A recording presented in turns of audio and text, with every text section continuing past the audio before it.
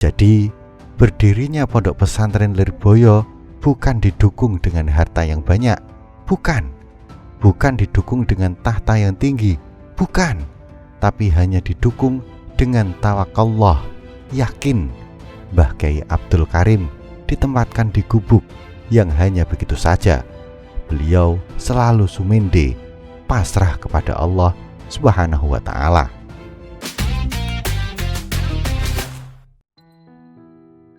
Assalamualaikum warahmatullahi wabarakatuh. Cerita ini dituturkan oleh Kiai Haji Muhammad Abdul Aziz Mansur dalam peringatan 1 abad Pondok Pesantren Lirboyo. 1 abad yang lalu, tanah Lirboyo masih merupakan tanah rimbun, bersemak dan belum berpenghuni. Disitulah Hadrotal Mukarrom Kiai Haji Abdul Karim ditempatkan oleh mertuanya, Kiai Haji Soleh Banjar Melati, sebagai orang yang kelak akan mendidik dan mengajar sebuah pesantren besar dengan nama Pondok Pesantren Lirboyo. Berawal dari Tebu Ireng, ketika itu Kiai Manap, nama Kiai Haji Abdul Karim sebelum beliau berangkat haji, masih berada di pondoknya Hadratus Syekh Kiai Haji Hasyim Asy'ari. Beliau ditawari oleh Kiai Haji Hasyim Asy'ari ketika Kiai Haji Soleh Banjar Melati datang berkunjung ke Tebu Ireng untuk mencarikan jodoh putrinya. Kiai Manap dipanggil oleh Kiai Hasyim. "Celokno Kiai Manap, panggilkan Kiai Manap."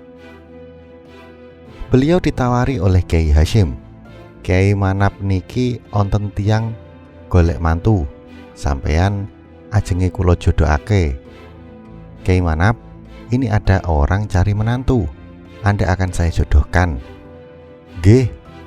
Beliau hanya menjawab dengan sepatah kata saja yang membuktikan amat patuhnya beliau. Singkat cerita, Kiai Manap diambil menantu oleh Kiai Haji Soleh selama 1 tahun dan telah memiliki seorang putri, Nyai Hannah, ibunda dari Kiai Haji Ibrahim Ahmad Hafid.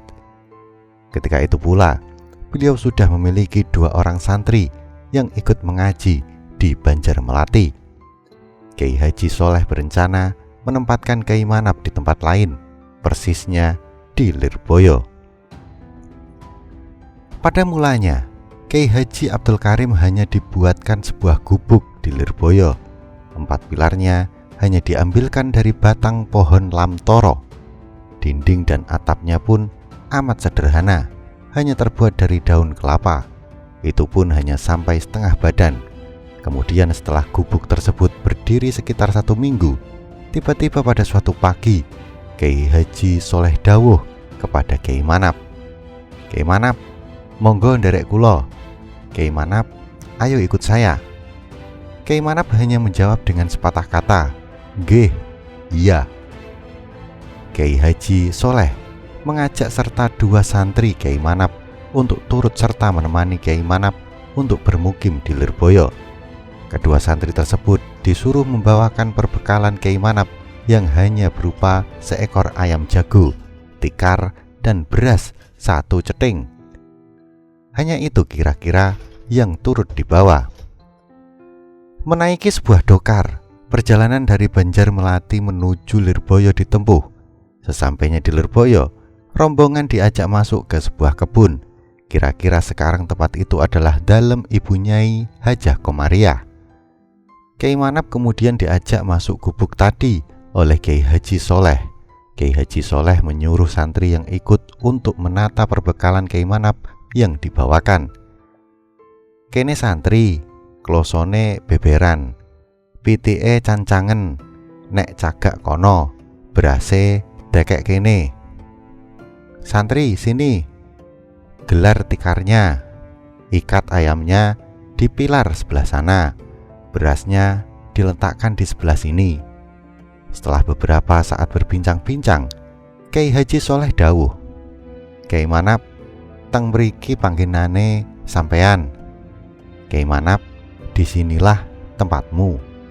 Kiai Manap lagi-lagi hanya menjawab, "Nggih." Kiai Haji Soleh pun kemudian pergi. Sebelum pergi, beliau berpesan kepada kedua santri Kyai Manap, "Wes, engko kyaimu nek butuh dahar iki berase masakne.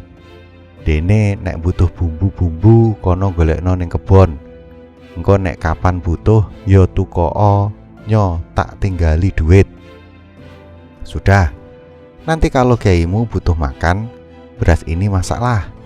Kalau memang membutuhkan, belilah. Ini saya tinggali uang." Kira-kira 1 minggu kemudian, Kyai Haji Soleh datang menengok dan mengunjungi Kyai Manap. Beliau amat terkejut. Ternyata setelah 1 minggu, beras 1 ceting yang beliau tinggalkan untuk Kyai Manap masih utuh, tak berkurang sedikit pun. Santri yang menemani Kyai Manap tadi pun dimarahi oleh Kyai Haji Soleh. "Loh, piye to? Gak mbok liwet no? Gak mbok masak no? Loh, bagaimana ini? Kok tidak kamu nanakkan nasi? Tidak kamu masakkan?" Santri tersebut pun tidak dapat menjawab apapun. "Kiai mboten ngantos dawuh kapurih masakaken. Kyai Manap tidak pernah memerintahkan kami untuk memasakkan beliau," katanya. "Loh, apa sing mbok pangan? Lantas apa yang dimakan Kyai Manap?" Tanya Kyai Soleh kemudian. Namung dahar godhong-godhongan menika, hanya makan dedaunan yang tumbuh," jawab santri tersebut. Dari situlah awal mula Pondok Pesantren Lirboyo berdiri, dengan muasisnya yang benar-benar tawakal kepada Allah Subhanahu wa Ta'ala. Kyai Haji Muhammad Abdul Aziz Mansur pernah menuturkan, jadi berdirinya Pondok Pesantren Lirboyo bukan didukung dengan harta yang banyak, bukan didukung dengan tahta yang tinggi, bukan, tapi hanya didukung dengan tawakallah, yakin Mbah Kyai Abdul Karim ditempatkan di gubuk yang hanya begitu saja. Beliau selalu sumende, pasrah kepada Allah Subhanahu wa Ta'ala. Itulah kisah dari Lirboyo yang melahirkan ribuan ulama dan kiai. Ini merupakan tirakat Mbah Karim yang menggetarkan langit. Wallahu a'lam bishawab. Wassalamualaikum warahmatullahi wabarakatuh.